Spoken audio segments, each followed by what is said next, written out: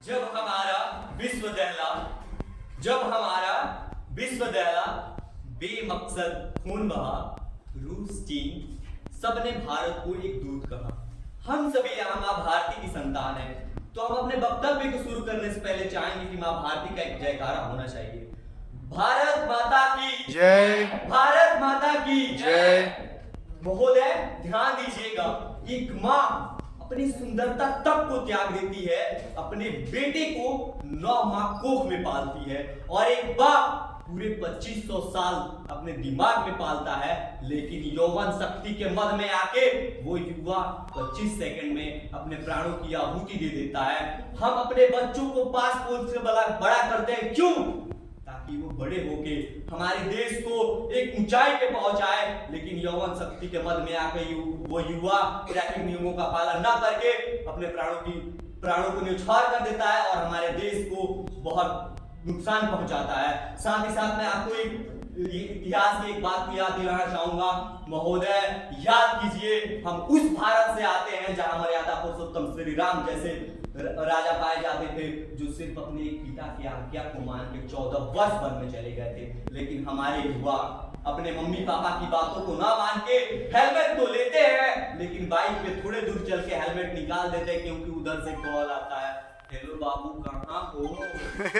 Hello बाबू कहाँ हो? वहीं पे हेलमेट उतर जाता है, क्योंकि उनका बाल खराब हो जाएगा, उनका शरीर का कपड़ा खराब हो जाएगा, और बाबू के पास तो वो जा नहीं पाते, लेकिन रास्ते में वो यमराज के पास जरूर चले जाते हैं। महोदय हम उसी भारत से आते हैं जहां पे अपने वचनों का पालन करने के लिए महाराजा दिलीप ने एक कबूतर के लिए अपने प्राण, अपने पूरे शरीर की बूटियां कटवा दी थी। लेकिन हम हर कार्यक्रम और हर प्रतियोगिता में जाते हैं और शपथ ग्रहण लेते हैं, लेकिन वो शपथ ग्रहण से हमारे स्टेटस तक ही सीमित रह जाता है और हम हेलमेट और सीट बेल्ट का प्रयोग नहीं करते हैं। महोदय हम उसी भारत से आते हैं जहां पे महाराजा हरिश्चंद्र ने अपने वचनों को पालन करने के लिए अपने बेटा और अपने पत्नी तक को बेच दिया था, लेकिन हम हमारे भारत के आज के युवा वचन लेते हैं और कार्यक्रम में कहीं भी जाते हैं तो हमारे यहाँ के कुछ राजनेता ये कहते हैं कि आप अपने इंस्टा के डीपी को, व्हाट्सएप के डीपी को तिरंगे से रंग लीजिए, और जहां पे कार्यक्रम होता है उस कार्यक्रम को मद्देनजर रखते हुए कम कामें होती हैं, लेकिन फोटो वीडियो ज्यादा खिंचवाए जाते हैं ताकि उसे आगे प्रशासन को भी भेजना होता है। आज का हमारा समय ये चल रहा है। महोदय मैं आपसे सिर्फ इतना ही कहना चाहूंगा, अगर आंकड़ों की बात करें तो हर साल हमारे भारत देश में 4.5 लाख दुर्घटनाएं एक्सीडेंट से होती है, और साथ ही 1.5 लाख मौतें पर साल होती है, और एक दिन की बात करें तो 4.5 लाख मौत हमारे भारत में होती है।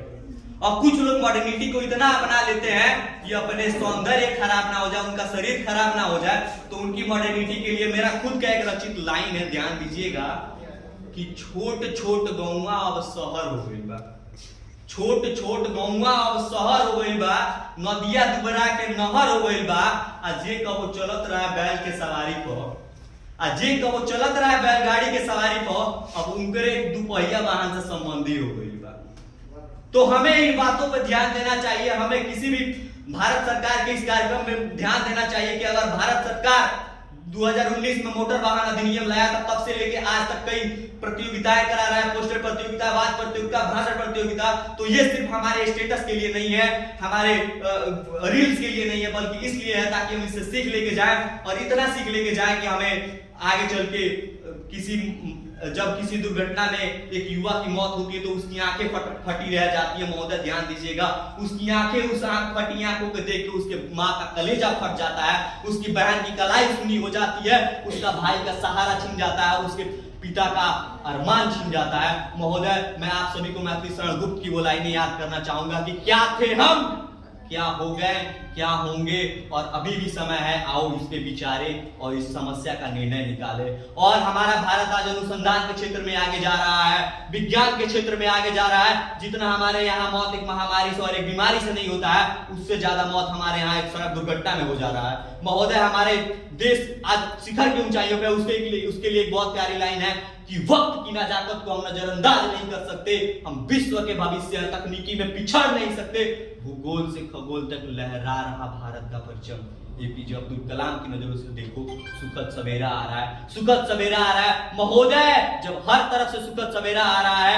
हर तरफ से खुशहाली आ रही है, कभी रूस, चीन, अमेरिका जब भारत को नजर से नजर मिला के देखते थे, और भारत जब अपनी गरीबी कोरोना लेकर अमेरिका के पास जाता था तो वो सड़ा गला गेहूं देता था, और आज वही अमेरिका भारत के पास आता है कि हमें चावल दे दो, हमें चावल दे दो। तो महोदय, जब अमेरिका हमारे तरफ झुक रहा है तो हम अपनी सोच को क्यों नहीं बदल सकते हैं कि आज वो जो पुलिस ट्रैफिक पे खड़ा होता है तो वहां से हमारे कुछ युवा ऐसे कट मारते हैं, कट मार के ऐसे निकलते हैं जैसे वो कहीं के महाराजा धीराज हैं और अपना मुकुट घर पे भूल आए हैं। राज तिलक तो उनका हुआ है लेकिन वो अपना मुकुट घर पे भूल के आए हैं। महोदय, आप महाराजा धीराज हैं लेकिन उसी समय तक हैं जब तक आप कट मार रहे हैं और आपके लाइफ को कोई और आके कट ना मार के चला जाए। इसलिए हमें सबसे जरूरी है कि हमें ट्रैफिक नियमों का पालन करना चाहिए और उन्हें सिर्फ किताबी नॉलेजों और बुकों में नहीं रखना चाहिए, अपने मस्तिष्क में रखना चाहिए, उसे उतारना चाहिए। और यहाँ पे जितने भी लोग मौजूद हैं सब लोग कार्यक्रम में भाग ले, प्रतियोगिता में भाग ले, लेकिन उसे सिर्फ अपने स्टेटस तक सीमित न रखे, उसे अपने जीवन में उतारे और अपने भाई बंधु सबको बताएं। और अंत में अपने वाणी को विराम देते हुए आप सभी माँ भारती के लिए एक लाइन कहना चाहूंगा कि हम अपनी जान के दुश्मन को अपनी जान कहते हैं, हम अपनी जान के दुश्मन को अपनी जान कहते हैं, और मोहब्बत की इसी मिट्टी को तो हिंदुस्तान कहते हैं। जय हिंद, जय भारत।